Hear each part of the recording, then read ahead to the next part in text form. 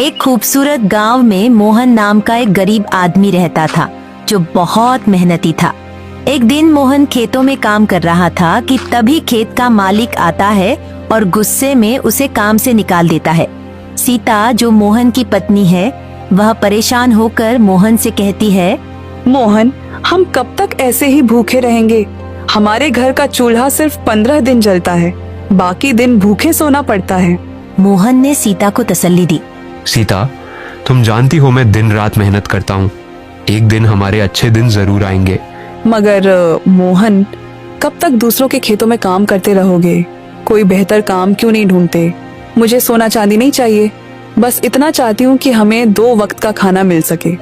मोहन ने वादा किया। ठीक है सीता, आज से मैं कोई और काम ढूंढने निकलूंगा। मोहन ने वादा किया। मोहन परेशान होकर घर से बाहर निकल गया और गांव भर घूमकर काम ढूंढा, मगर कहीं भी काम नहीं मिला।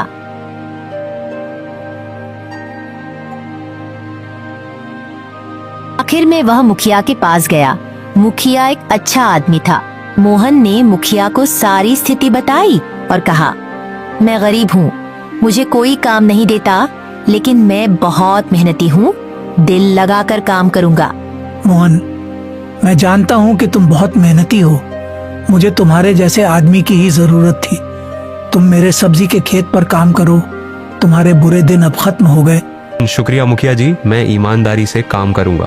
मोहन ने शुक्रिया अदा किया और काम शुरू कर दिया।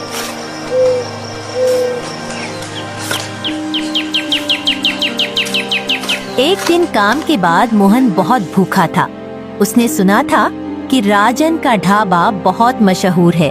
गया और बोला, भाई मुझे तूर दाल, देसी घी वाली रोटी और चावल दे दो, बहुत भूख लग रही है।